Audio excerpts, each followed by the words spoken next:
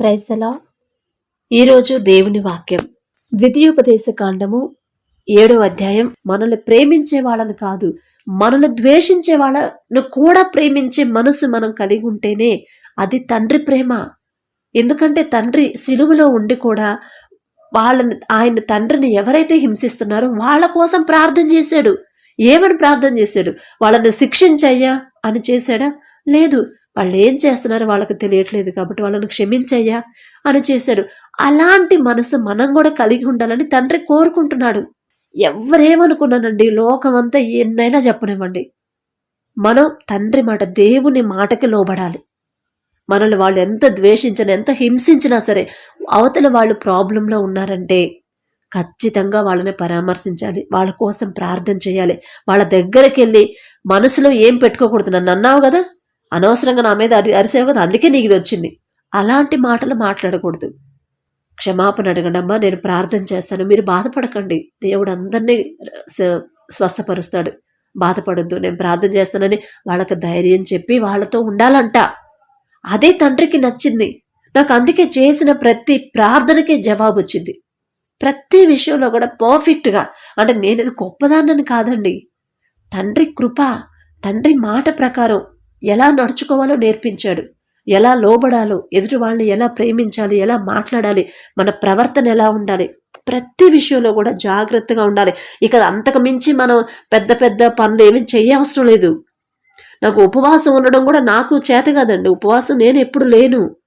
కానీ ఉపవాసం ఉండి ప్రార్థన కన్నా నాకు అలవాటు చేసిన తండ్రి, ప్రార్థన భారంగా చేసే ప్రార్థన కన్నా ఫస్ట్ తండ్రి ఏ పనులు చేయమంటున్నాడు, ఏ పనులు చేయొద్దంటున్నాడు, ప్రతి మాటకి మనం ఆ మాట ప్రకారం ఎలా నడుచుకోవాలనేది నేర్పించాడు. అందుకే నేను ఉపవాసం ఉండలేను, ఆకలికి ఉండలేను. మళ్ళీ భయం వేసిద్ది, అయ్యో అందరూ ఉంటున్నారు, చాలా మంది, కొంతమంది 40 రోజులు ఉంటారు, 50 రోజులు ఉంటారు, నేను ఉండలేకపోతున్నాను, అయ్యా ఒకళ్ళు నేనేమన్నా తప్పుదారిలో వెళ్తున్నానా, నన్ను గద్దించండి అని అడుగుతానే ఉంటా. ఆయన తండ్రి, మరి తండ్రి దృష్టిలో నేనేమైనా నాకే తెలియదండి, మనమే అంత భక్తిపరులం కాదు కదా, మీరయ్యుండొచ్చు, నేనైతే కాదు. కానీ తండ్రి మాట ప్రకారం ఏది చెయ్యొద్దంటే అది చెయ్యకుండా, ఏది చేయమంటున్నాడో అది చేస్తా ఉన్నాను కాబట్టే ప్రతి ప్రార్థనకి నాకు జవాబు ఇస్తున్నాడు ఇప్పుడు కూడా. అందుకే మీరు చేసే ప్రార్థన మీద కాన్సన్ట్రేషన్ పెట్టొద్దు, మీ సమస్యల మీద కాన్సన్ట్రేషన్ పెట్టొద్దు. అసలు నేను ఎలా ఉన్నాను, నా కుటుంబంలో కుటుంబస్తులతో నేను ఎలా ఉన్నాను, నా భార్యతో నేను ఎలా ఉన్నాను, నా భర్తతో నేను ఎలా ఉంటున్నాను, నా పిల్లలతో ఎలా ఉంటున్నాను, అత్తమామలు పెద్దవాళ్లతో ఎలా ఉంటున్నాను, నా తోటి వారితో ఎలా ఉంటున్నాను. తోటి వాళ్ళు ఏదో ఎవరినో వేరే వాళ్ళని ఎక్కిరించి మాట్లాడారని వాళ్ళతో పాటు కలిసి నేను కూడా ఎక్కిరించి మాట్లాడుతున్నానా? అయ్యో తప్పండి, అట్లా అనకూడదు, ఎవరికి ఉండేది వాళ్ళకు ఉండింది, అంత మాత్రాన పాపం వాళ్ళు అట్లా మాట్లాడకూడదు కదా అని మనం సర్ది చెప్పాలి. అది తండ్రి కోరుకునేది. అలా ప్రతి విషయంలో మనం కరెక్ట్గా ఉంటే ఇక మనం ఏ సమస్య మనకు రాదండి. అదే కదా ఇక్కడ చెప్పింది, తండ్రిని ప్రేమించి తండ్రి మాట ప్రకారం, ఆయన ఇచ్చిన ఆజ్ఞల ప్రకారం, విధుల ప్రకారం వాటిని అనుసరించి నడుచుకుంటేనంట, ఎవరైతే తండ్రి మాట ప్రకారం నడుచుకుంటారో వాళ్ళని ఏమేం చేస్తాడు, ఏమేమి బ్లెస్సింగ్స్ ఇస్తాడు, ప్రేమిస్తాడు, ఆశీర్వదిస్తాడు, అభివృద్ధి చేస్తాడు. మళ్ళీ ఇంకా నీ గర్భఫలాన్ని అంటే గర్భఫలం అంటే ఇక మనలో గొడ్రాళ్ళని, అది ఆ మాట కూడా ఉండిద్ది ఇందులో. నీ భూఫలమైన నీ సస్యమును, నీ ద్రాక్షరసమును, నీ నూనెను, నీ పశువుల మందలను, నీ గొర్రెల మందలను, మేకల మందలను దీవించును. అప్పట్లో వాళ్ళకి ఆస్తి అదే కాబట్టి ఆ వాటిని ఆశీర్వదించారు. ఇప్పుడు మనకు ఆస్తి ఏంది? మనకు ఇల్లు ఇస్తాడు, మనకు పొలాలు ఇస్తాడు, మంచి ఉద్యోగం ఇస్తాడు, ఒకవేళ బిజినెస్ ఉంటే దాన్ని డెవలప్ చేస్తాడు, అన్నిటిలో సమృద్ధిగా ఇస్తాడు. సమస్త జనముల కంటే ఎక్కువగా నీవు ఆశీర్వదింపబడదువు. నీలో మగవానికే గాని ఆడుదానికే గాని గొడ్డుతనముండదు. మగోళ్ళకి ఉంది, ఆడవాళ్ళకి ఉంది కదా. కొంతమందికి జెంట్స్లోనే ప్రాబ్లం ఉందంటారు, పిల్లలు పుట్టరు మ్యారేజ్ అయినా. ఏంటి అని చెకప్కి వెళ్తే, సార్ మరి మీలో ఈ ప్రాబ్లం ఉంది సార్, అందుకని మరి మీకు ఇంకా పిల్లలు పుట్టరు అని చెప్తారు. ఇక లేడీస్ కంటే చాలా సమస్యలు ఉంటాయి. అందుకే నీలో అంటే మనలో, మన కుటుంబంలో కానీ మన వంశంలో కానీ మగవాళ్ళకే కానీ ఆడదానికే కానీ గొడ్డుతనం ఉండదు. ఆడవాళ్ళకి, మనుషులకే కాదు పశువుల్లో కూడా ఉండదంట. అంటే మన దగ్గర పనిచేసే వాళ్ళకి కానీ, మన చుట్టాల్లో కానీ, మనకి ఏదైనా సమృద్ధిగా ఏదైనా విస్తారంగా ఏమన్నా ఉంటే వాటిని అందులో కానీ లాస్ అనేది ఉండదని ఇక్కడ అర్థం. అలాగే యెహోవా నీ యొద్ద నుండి సర్వ రోగములను తొలగించి, ఇప్పుడు మనం అనారోగ్య సమస్యలు ప్రార్థన చేయండి సిస్టర్ అని చెప్తున్నారు. ఓకే, కానీ స్వస్థత ఎక్కడి నుంచి వచ్చింది? ఆ సర్వ రోగాన్ని, ప్రతి రోగాన్ని, సర్వరోగం అంటే ప్రతి రోగం, అది చిన్నదే కావచ్చు పెద్దదే కావచ్చు, సర్వ రోగమును తొలగిస్తానని ఎవరు చెప్తున్నాడు? యెహోవా చెప్తున్నాడు, తండ్రి. ఎప్పుడు చెప్తున్నాడు? తండ్రిని ప్రేమించి, అంటే మన ధ్యాస ఎప్పుడు తండ్రి మీద ఉంచి, తండ్రి మాట ప్రకారం మనం కరెక్ట్గా ఉంటే మద్యపానం వద్దు, అలాగే స్మోకింగ్ అనేది బ్యాడ్, అసలు ఏం వద్దు. పిల్లలతో ప్రేమగా ఉండాలి, భార్యతో ప్రేమగా ఉండాలి, పొరుగు వారితో ప్రేమగా ఉండాలి. భార్య అయితే భర్తకు లోబడాల్సిందే, ఖచ్చితంగా లోబడాలి, భర్తకు లోబడాల్సిందే. పిల్లలను ప్రేమించాలి, పిల్లలు కూడా మరీ అతిగా ప్రేమించొద్దు. నువ్వు బెత్తం వాడాలి, నీ కుమారుడు శిక్ష నుంచి తప్పిపోకుండా, రేపు నీ కుమారుడు చెడిపోకుండా ఉండాలంటే బెత్తం వాడమని బైబిల్లోనే చెప్పారు. ఇప్పుడున్న జనరేషన్లో అంతా కాస్త సెన్సిటివ్, ప్రేమ ఎక్కువైపోయి స్కూల్లో కొట్టనివ్వట్లేదు, ఇంట్లో మనవ కొట్టట్లేదు, స్కూల్లో అంతకన్నా కొట్టనివ్వట్లేదు. పోనీ ఒక దెబ్బ వేశారంటే ఇక తెల్లారే పేరెంట్స్ అందరూ ఒక గ్రూప్గా ఏర్పడి వెళ్ళిపోయి పిల్లలు అటగొడుతున్నారు ఇట్టగొడుతున్నారని గోల. మన తాతలు అమ్మమ్మల కాలంలో ఎవరు మాట్లాడారండి? ఇంకా కొట్టి మరీ నేర్పించండి చదువు అని చెప్పేవాళ్ళం కదా. ఇప్పుడంతా మారిపోయింది. అదే బైబిల్లో ఏం చెప్పాడు? బెత్తం వాడాలి, బాల్యంలో ఉన్నప్పుడు, పెద్దోళ్ళకి కాదు. బెత్తం వాడి అంటే మాట వింటే ఓకే, మాట వినకపోతే 2 దెబ్బలేసైనా వాళ్ళని దారిలో పెట్టాలని ఉంది. కానీ మనం కొట్టలేకపోతున్నాం, వాళ్ళు దారి తప్పిపోతున్నారు. రేపు పెరిగిన తర్వాత నా మాట వినట్లేదు సిస్టర్ అని మనం బాధపడుతున్నాం. అసలు లోపం ఎక్కడుంది? మనలోనే ఉంది కదా. చిన్నప్పటి నుంచి పిల్లల్ని స్ట్రిక్ట్గా, జాగ్రత్తగా తండ్రి అడుగుజాడల్లో లోకానికి వ్యతిరేకంగా ఒకవేళ తప్పు చేస్తే శిక్షించి, బెత్తం తీసుకొని 2 దెబ్బలు వేసినా, చిన్నపిల్లలకు ఉన్నప్పుడు వాళ్ళకి పెద్ద తెలియదండి. పెద్ద అయిన తర్వాత అంటే కాస్త ఫీల్ అవుతారు, పిల్లలప్పుడు తెలీదు. కానీ భయపడతారు, తప్పు చేస్తే మళ్ళీ ఆ పని చేయాలంటే భయపడతారు, కొడతారేమోనని. అదే తండ్రి చెప్తుంది. అలా మీ పిల్లలు జాగ్రత్తగా పెంచుకోవాలి. అలా యెహోవా నీ యొద్ద నుండి సర్వ రోగములను తొలగించి, నీ వెరిగియున్న ఐగుప్తులోని కఠినమైన క్షయవ్యాధులన్నిటినీ నీకు దూరపరిచి. అప్పట్లో ఐగుప్తులో క్షయవ్యాధి ఉంది, కానీ ఇప్పుడు ఇండియాలో ప్రతి స్టేట్లో, ప్రతి ఊళ్ళో, ప్రతి ప్రాంతంలో కూడా క్షయ అంటే ఇప్పుడు కామన్ అయిపోయింది కదా. అప్పుడు టీబీ కదా క్షయ అంటే. ఇప్పుడు ఇంకా కొత్త కొత్త జబ్బులు వస్తున్నాయి. ఎన్ని జబ్బులు వచ్చినా సరే, ఎన్ని వ్యాధులు వచ్చినా సరే నీకు దూరపరిచి, మన ఇంటిలోకి రాదు, మన పిల్లలకి రాదు, మనకి రాదు, మన పెద్దోళ్ళకి రాదు. అవన్నీ మన మీదకి రాకుండాంట ఎవరి మీదకి పంపిస్తానంటున్నాడు? నిన్ను ద్వేషించు వారందరి మీదకే వాటిని పంపించును. మనల్ని ఎవరైతే మనం ప్రేమించినా కూడా, అయినా సరే మనల్ని ఎవరైతే ద్వేషిస్తున్నారో వాళ్ళకి ఇవన్నీ వస్తాయి. మనం ప్రేమిస్తున్నాం కానీ మనల్ని ద్వేషిస్తున్నారు వాళ్ళు, వారందరి మీదకి మనకున్న ఆ రోగం, మనకున్న అదన్నీ కూడా వాళ్ళ మీదకి పంపిస్తాడు. కాబట్టి అలాగే తండ్రి ఒక మాట చెప్తున్నాడు, నీ దేవుడైన యెహోవా నీకప్పగించుచున్న సమస్త ప్రజలను, అంటే ఈ లోకంలో మనం ఉంటున్నాం, నీవు బొత్తిగా నాశనము చేయుదువు. నీవు వారిని కటాక్షింపకూడదు, వారి దేవతలను పూజింపకూడదు. ఎలయనగా అది నీకు ఉరియగును. ఇప్పుడు మనం చేస్తుంది అదే. లోకాన్ని ఫాలో అవుతున్నాం, దేవుని మాటలు పక్కన పెడుతున్నాం, చదువుకుంటున్నాం, ప్రతి వారం చర్చికి వెళ్తున్నాం. చర్చికి కూడా భలే వస్తారండి లేడీస్, నాకు బాధేసిద్ది. అందుకే సిటీలో మరి ఇప్పుడు మా దగ్గర అయితే అంత ఉండదు, మాది గుంటూరు పక్కన కాబట్టి మాకు అంత ఉండదు. కానీ సిటీలో ఇప్పుడు హైదరాబాద్లో ఉన్నాను కదా, ఏ చర్చికైనా వెళ్ళనివ్వండి, వాళ్ళ డ్రెస్ సెన్స్, పాస్టర్ల పిల్లలు కూడా భలే బాధేసిద్ది. ఎందుకంటే బైబిల్లో చెప్పారు కదా, తండ్రి చెప్పిన తర్వాత కూడా మనం అలా ఉంటే మన కుటుంబాల్లో శాంతి సమాధానం ఎలా ఉంటుంది? చాలా జాగ్రత్తగా ఉండాలి. తండ్రి మన ఇంట్లోకి ఎటువంటి అనారోగ్యము, ఎటువంటి లేమి, ఎటువంటి ఈ గర్భఫలం పొందకుండా ఉండాలన్నా, గొడ్రాలితనం ఉండకూడదన్నా, మనకి ఇంకా మన కుటుంబంలో ఆశీర్వాదాలు ఉండాలంటే ప్రతి మాటకి మనం ఖచ్చితంగా లోబడి నడవాల్సిందే. నడుచుకొనుము అంటే అనుసరించి నడుచుకోవాలి, ఫాలో అవ్వాలి, ఖచ్చితంగా ఫాలో అవ్వాల్సిందే. అలా చేస్తేనే మన ఇల్లు ఫస్ట్ మన కుటుంబం ఆశీర్వదించబడింది. మన కుటుంబాన్ని బట్టి 1000 తరముల వరకు ఆశీర్వాదాలు ఉంటాయి. ఎప్పుడు ఫస్ట్ మనం పర్ఫెక్ట్గా ఉంటే.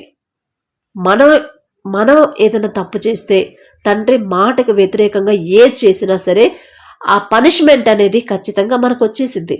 నీ దేవుడైన యెహోవా నీ మధ్యనున్నాడు, ఆయన భయంకరుడైన మహాదేవుడు. ఒకవేళ మనం ఇన్ని ఫాలో అయినా సరే మనకి ఏదో ఒక విషయంలో భయంగా ఉందంటే భయపడొద్దు, జడియవద్దు. నీ ప్రాబ్లమ్స్ నువ్వు భయపడొద్దు. నా మాట ప్రకారం నువ్వు నడుచుకో. నేను ఎలా నడవాలంటున్నాను అలా నడుచుకో. నీ దేవుడైన యెహోవా ఆయన నేను నీ మధ్య ఉంటా, అంటే నీతో పాటు ఉంటాను. నేనెవర్ని? భయంకరుడైన మహాదేవుడిని. ఆయన బాహుబలం ఎంత గొప్పదో మనందరికీ తెలుసు కదా. అంతమంది ఇశ్రాయేలీలకి మన్నాను కురిపించాడు, సముద్రాన్ని 2 పాయలుగా చీల్చాడు. అంత గొప్ప దేవుడు మనతో ఉండాలంటే ఖచ్చితంగా మన ఇంట్లో సర్వ రోగాలు పోవాలన్నా, గొడ్రాలితనం ఉండకూడదన్నా, గర్భఫలాలు రావాలన్నా, పొందుకోవాలన్నా, మన పిల్లలు మన మాట వినాలన్నా, మన కుటుంబం ఆశీర్వదించబడాలన్నా, మన ఉద్యోగం ఇక మనం అడగక్కర్లా, తండ్రే ఇస్తాడు. ఎప్పుడు ఇస్తాడు? దేవుని మాటకి లోబడి తండ్రిని ప్రేమించి, మనుషులందరికన్నా కుటుంబంలో అందరికన్నా దేవుణ్ణే ఎక్కువ ప్రేమించాలి. తండ్రిని ప్రేమించి ఆయన ఆజ్ఞల ప్రకారం నడుచుకోవాలి. తండ్రి ఏ విధులైతే చెప్తున్నాడో, ఇదిగో ఇవి కలిగి ఉండండి, బట్టల విషయంలో చెప్పాడు, మన ప్రవర్తన విషయంలో చెప్పాడు, మన మనసు ఎలా ఉండాలో చెప్పాడు. సాత్వికమైన మనసు ఉండాలి, దీర్ఘశాంతం కలిగి ఉండాలి, మన నోరు అదుపులో పెట్టుకోవాలి, భార్యాభర్తలు ఎలా ఉండాలో చెప్పాడు, పిల్లలు ఎలా పెంచాలో చెప్పాడు. పిల్లల మాట వినకపోతే బెత్తం ఆడాలి. బెత్తం ఆడిన తర్వాత ఖచ్చితంగా వాళ్ళు మారుతారు. చిన్నప్పుడు మమ్మల్ని కూడా తెగ్గొట్టేవాడండి మా నాన్న. గోంగూర కోసిన తర్వాత కాడలు ఉంటాయి కదా, ఆ కాడలు పెట్టి కాళ్ళ మీద వేసేవాడు, పటా వీకేవాడు నన్ను మన్నయ్యని. ఇప్పుడు ఆ కొట్టిన ఆ దెబ్బల వల్ల మేము దారి తప్పకుండా కరెక్ట్గా నడుచుకునేలా అది మాకు హెల్ప్ అయింది. అస్సలు ఊరుకోడు అలాంటి విషయంలో. బెత్తం తీసుకుంటాడు, పట వాతలు పొంగిపోతాయి, వాతలు పడేయి. అయినా సరే ఇప్పుడు మాకు అదే మంచిదైంది. పిల్లల మీద ప్రేమ ఉండాలి, కానీ మించిన ప్రేమ ఉండకూడదు. వాళ్ళు దారి తప్పే ప్రేమ ఉండకూడదు. తప్పు చేస్తే శిక్షించాలి. వాళ్ళు కరెక్ట్గా వాళ్ళు మంచిగా ఉండాలంటే అది తల్లిదండ్రులుగా మన బాధ్యత, మనం నెరవేర్చాలి కదా. కాబట్టి ప్రతి విషయంలో, పిల్లల విషయంలో కానీ, భర్త విషయంలో కానీ, తల్లిదండ్రుల విషయంలో కానీ, మళ్ళీ అత్తమామల విషయంలో కానీ, ఆడపడుచులు కానీ, బంధువుల దగ్గర కానీ, ప్రతి విషయంలోనండి మీరు ఇవన్నీ కరెక్ట్గా ఫాలో అవ్వండి. ఇక ఏ సమస్య మీ గృహాల్లోకి రానివ్వడు. మీరు చేసిన ప్రతి ప్రార్థనకి జవాబు వచ్చింది. ఎందుకంటే నేను పొందుకున్నాను. నేను ఫాలో అవ్వను, నాకు అవసరం లేదు, లోకంతో నాకు అవసరం లేదు. అట్లానే ఎవరితో మాట్లాడకుండా ఉండను, అందరితో మాట్లాడతాం. ఇంటి ఎదురు కానీ ఇంటి పక్కన అందరూ వీళ్ళే విగ్రహారాధికులే, అయినా సరే చాలా ప్రేమగా మాట్లాడతారు. మన మాటలను బట్టే కదా, మనం మాట్లాడే పద్ధతిని బట్టి ఎదుటి వాళ్ళు మాట్లాడతారు కదా. ప్రేమగా మాట్లాడతాం, మనం మాట్లాడతాం, రెస్పెక్ట్ ఇస్తాం, వాళ్ళు రెస్పెక్ట్ ఇస్తారు. అందుకే ఫస్ట్ మీ గృహాల్లో ఇలా ఉన్నారా లేదా, తండ్రి మాట చొప్పున నడుస్తున్నారా లేదా, ఇవి ఫాలో అవ్వకుండా మనకున్న సమస్యలు పోవాలి అంటే పోవండి. ఇవి ఫాలో అవ్వండి, తండ్రి చెప్పిన మాటకి లోబడి ఫాలో అవ్వండి, ఖచ్చితంగా పోతాయి. తీసేస్తాడు తండ్రి, అదే చెప్తున్నాడు. సర్వ రోగాన్ని తొలగిస్తానన్నాడు. క్షయవ్యాధి, ఎటువంటి భయంకరమైన వ్యాధులతో అందరూ బాధపడుతున్నా, అందరూ తెగుళ్ళు వచ్చినా సరే మీకు మాత్రం రానివ్వనన్నాడు. అవన్నీ ఎవరికి ఇస్తాడు? ఆ తెగుళ్ళన్నిటిని మనల్ని ఎవరైతే ద్వేషిస్తున్నారో, మనం ప్రేమిస్తున్నా కూడా ద్వేషిస్తున్నారంటే వాళ్ళకి హెల్తీ అయ్యి, అలాగే మనల్ని ఆశీర్వదిస్తాడు, అభివృద్ధి చేస్తాడు, మన బిడ్డలకి గర్భఫలాలు ఇస్తాడు. మన బిడ్డలకే కాదు, మనకున్న బిజినెస్ బ్లెస్ చేస్తాడు. ఈ బ్లెస్సింగ్స్ అని ఎప్పటి వరకు ఉంటాయి? 1000 తరాల వరకే ఉంటాయి. ఇవన్నీ పొందుకోవాలంటే మనం చేయాల్సింది పెద్ద కష్టమైన పనే కాదండి. తండ్రి ఏది చెప్పాడో అది చెయ్యండి. ఎదుటి వాళ్ళతో ప్రేమగా మాట్లాడండి. వాళ్ళని ద్వేషించొద్దు. మనకి వాళ్ళు కీడు చేశారని మనం వెళ్ళి వాళ్ళకి కీడు చేయకూడదు. ఖచ్చితంగా ఈ మాటలు నేను చాలా మంది క్రైస్తవుల నోట నుంచే విన్నాను. అన్యుల సంగతి పక్కన పెడితే ఫస్ట్ మనమే కరెక్ట్గా ఉండట్లేదు. అదే నా బాధ. క్రిస్టియానిటీలో వచ్చిన తర్వాత కూడా ప్రార్థన చేస్తా, బైబిల్ చదువుకుంటా, చర్చికి వెళ్తా కూడా మనం కరెక్ట్గా ఉండట్లా. అందుకనే మనకి శ్రమలు. చాలా మంది అదిగో నన్నంటే దాన్ని ఊరుకుంటాడా దేవుడు? చూడు చూపించాడుగా దేవుడు. నన్నంటే దేవుడు ఊరుకుంటాడు అనుకోండి. మా నాన్న కూడా అన్నాడు చాలాసార్లు. అంటే నా విషయంలో ఎవరన్నా అట్లా చేసినప్పుడు వాళ్ళకి ఖచ్చితంగా ఏదో పనిష్మెంట్ వచ్చింది. అప్పుడు అంటాడు మా నాన్న, చూడమ్మా మరి అన్నాడు కదా నిన్ను, అప్పుడు అన్నారు కదా, అందుకే దేవుడు ఊరుకుంటాడా? ఊరుకోడు కదా. అంటే మరి కోపంగా కాదు, మామూలుగా చెప్తాడు. అది కూడా తప్పే. నేనేమన్నా పైనుంచి దిగొచ్చానా? మనమేమన్నా నీతిమంతులమా? కాదు అనుకోవాలి. నేను అదే అంటా, ఊరుకోనానా మనమేమన్నా నీతిమంతులమా లేకపోతే భక్తి గల వాళ్ళవా? ఏదో తండ్రి వాళ్ళకి కాస్త తెలుసుకోవాలని అట్లా చేస్తున్నాళ్లే అని చెప్పినంట. మనం ఏదో పెద్ద పైనుంచి దిగొచ్చామని కాదండి. తండ్రి ప్రేమ అలాంటిది. మనం పట్టించుకోకూడదు. మనం క్షమిస్తేనే తండ్రి ఆ శిక్ష వాళ్ళకేస్తాడు. వెయ్యాలని మనం కోరుకోకూడదు. వాళ్ళ గురించి ప్రార్థన చేయాలి. ఆ రోజు ఎంత భారంగా ప్రార్థన చేశానో. ప్రయాణంలో ఉన్నప్పుడు కూడా అదే మమ్మల్ని అల్లరి చేసి గోల్ చేసి వెళ్ళారు కదా, వాళ్ళకే హెల్త్ బాగాలేదు కదా, అప్పుడు వాళ్ళ దగ్గరికి వెళ్ళడానికి ప్రయాణంలో ఉన్నప్పుడే ఎంత భారంగా ప్రార్థన చేసేలా మనసు ఇచ్చాడు తండ్రి. అలా ఉండిద్దండి తండ్రి ప్రేమ, తండ్రి మనసు అనేది అలా ఉండిద్ది. కాబట్టి ప్రతి ఒక్కరం కూడా తండ్రి మాటకు తండ్రిని ప్రేమించాలి. మన పిల్లల కన్నా, భర్త కన్నా, భార్య కన్నా, తల్లిదండ్రుల కన్నా, మన స్నేహితుల కన్నా కూడా ఫస్ట్ మన మనసులో ఉండాల్సింది ఎవరంటే తండ్రి. మనది యేసయ్య మన హృదయంలో ఉండాలి. మనం ఏ పని చేసినా మన ధ్యాస అంతా తండ్రి మీద ఉండాలి. ఒక పని చేసేటప్పుడు ఇది తండ్రికి ఇష్టమా కాదా, బైబిల్లో చెప్పాడా చెప్పలేదా అని ఆలోచించి చేయాలి. అలా అలవాటు చేసుకోండి. మీకు అలవాటు లేకపోతే నేను చేసిన ప్రతి ప్రార్థనకి జవాబు వచ్చింది. ఎందుకంటే తండ్రి మాట ప్రకారం నడుచుకునేలా తండ్రి కృప చూపించాడు. మరి నా గొప్పతనం కాదు. నేను తప్పుదారిలో నడిచినప్పుడు మా నాన్న పీకాడు. చిన్నప్పుడు తెలియదు కదా, చిన్నప్పుడు కొట్టాడు కాబట్టి నాకు ఇప్పుడు తెలిసి వచ్చింది. వాళ్ళే తెలుసుకుంటారులే, వాళ్ళే నేర్చుకుంటారు. వదిలేయొద్దండి పిల్లల్ని. అలా వదిలేస్తే వాళ్ళు దారి తప్పిపోతారు. రేపు మనల్ని అడుగుతాడు, అయ్యా నా బిడ్డలు నా మాట వినట్లేదంటే నీకేం చెప్పాను నేను? అమ్మా నీకేం చెప్పానయ్యా? పిల్లలు బాల్యంలో ఉన్నప్పుడే వాళ్ళని కాస్త ఒక శిక్ష వేసినా శిక్షించాలి, కానీ వాడు చచ్చిపోవాలని కోరుకోకూడదు. అది కూడా ఉంది బైబిల్లో. నీ కుమారుణ్ణి కొట్టు, కానీ వాడు చావాలని కోరుకోవద్దు. చాలా మంది వాళ్ళ నోటి వెంట ఇదే మాటలు వస్తాయి, నువ్వు చావురా, నీకు చావు రావట్లేదురా, అందరు పోతున్నారు, నీకు నువ్వెందుకు పనికిరావు, చావరాదా అని చాలాసార్లు మనం వింటా ఉంటాం. అలాంటి మాటలు మనం మాట్లాడకూడదు. ఒకవేళ కొడితే మాట అంటారంటే ఒక 2 దెబ్బలేసి చెప్పండి. ఒకవేళ కొట్టిన మాట ఏంటంటే ప్రేమగా చెప్పడం అలవాటు చేసుకోండి. అట్లా కాదమ్మా, ఇట్లా కదా, అట్లా కాదయ్యా, ఇట్లా కదా, ఇది కదా అని వాళ్ళకి అర్థమయ్యేలా చెప్పాలి. అలా చెప్పకుండా వాళ్ళు దారి తప్పిపోతుంటే మనం చూస్తూ ఊరుకొని, తీరా వాళ్ళు అసలు దారి తప్పి ఇక ఆ వయసు దాటిపోయిన తర్వాతే బాధ ఏడుస్తా కూర్చుంటే ఏం ఉపయోగం? అప్పుడు ప్రార్థనలో పెడతాం. అది కరెక్ట్ కాదు. కాబట్టి ఇట్లా తండ్రి చెప్పిన మాటలకి, తండ్రి ఆజ్ఞల ప్రకారం విధులను ప్రతిదీ కూడా మనం ఎలా ఫాలో అవ్వాలి, మనంతటా మన వల్ల కాదు. తండ్రి సహాయం ఉంటేనే మనం చేయగలం. ఆ సహాయాన్ని మనం అడుగుదాం తండ్రినే. దయచేసి అందరు కళ్ళు మూసుకోండి. కృపగల దేవా మీకే స్తోత్రం, రాజాది రాజా మీకు స్తోత్రం, దేవాది దేవా మీకే స్తోత్రం నా తండ్రి. మరి వాక్యం ద్వారా ప్రభా మిమ్మల్ని ప్రేమించి మీ మాట ప్రకారం మేము లోబడి జీవిస్తే ఆ బ్లెస్సింగ్స్, మీరిచ్చే బ్లెస్సింగ్స్ ఎలా ఉంటాయో, మీరిచ్చే అభివృద్ధి, మీరు చూపించే ప్రేమ ఎలా ఉండిద్దో నా తండ్రి, ఇంత స్పష్టంగా మీరు మాతో మాట్లాడారు నా తండ్రి. మరి ఈ మాటలు నా తండ్రి ఎవరెవరైతే వినాలని మీరు ఆశిస్తున్నారో, ఎవరెవరికి చేర్చవేయాలని మీరు కోరుకుంటున్నారో వారందరితో నా ప్రభా వారితో మాట్లాడినందుకు మీకే స్తోత్రం నా తండ్రి.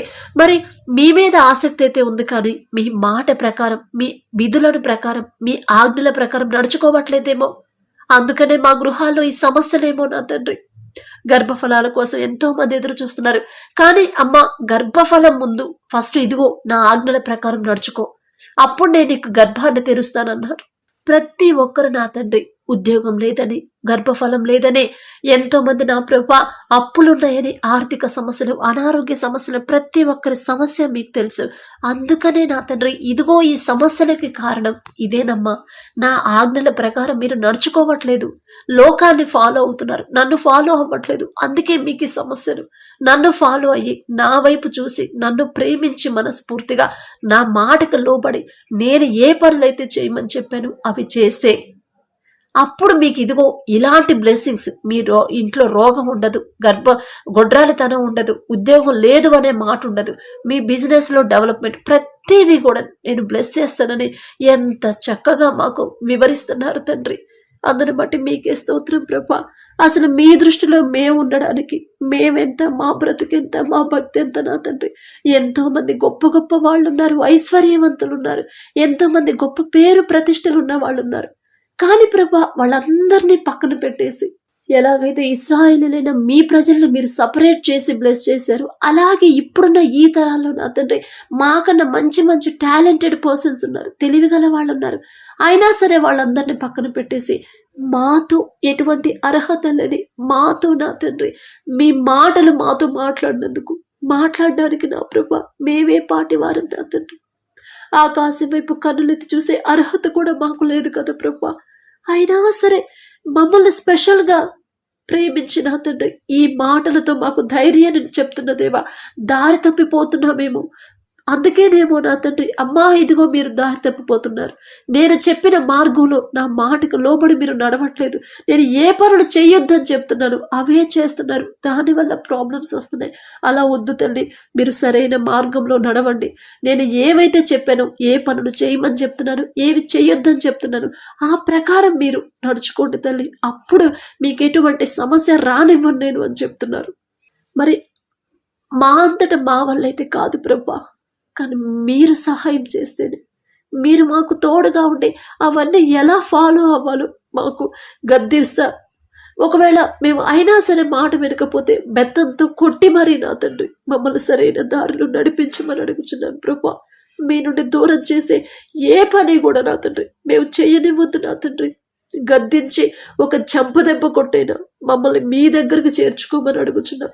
వాక్య ప్రకారంగా నడుచుకునేలా మీరు మాకు నేర్పించమని, సరైన దారిలో నడిపించమని, మీ కృప మాకు ఎల్లప్పుడూ తోడుగా ఉంచమని అడిగే అర్హత, పొందుకునే అర్హత లేని వాళ్ళం అయినా సరే యేసు నామంలో అడుగుచున్నాము తండ్రి.